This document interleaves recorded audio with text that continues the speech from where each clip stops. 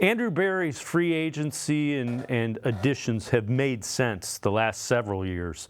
So last year, spent big on the defense, specifically that line and then the safety position. Do you expect them to address the needs on offense in free agency this year? They need some playmakers to help the offense out a little bit. I think so. I think that they realize, despite all the quarterback play, that the big move last year was trading your second round pick for Elijah Moore. And I thought it was a good move from everything I had heard and what I saw in training camp. I didn't really see him be the difference maker that I was expecting in the offense.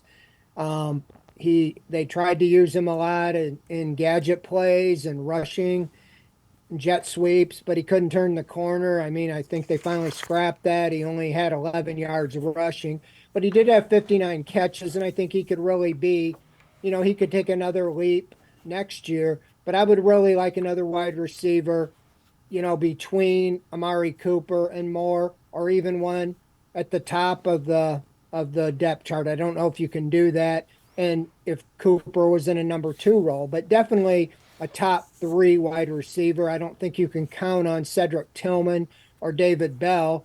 Those are the biggest names returning to be that guy.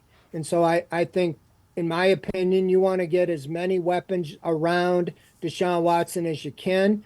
Last year, they added Marquise Goodwin as the speed guy in free agency. They made the trade for Elijah Moore, and they drafted Cedric Tillman with their highest draft pick. So I just think that they look at that and say, okay, we helped, but we still didn't get totally what we want. I don't think you have enough, in other words, to go into this season. Relying on Cooper and David Njoku as your top two threats in receiving, I think they're good, obviously. But if Cooper's down at all, you're toast.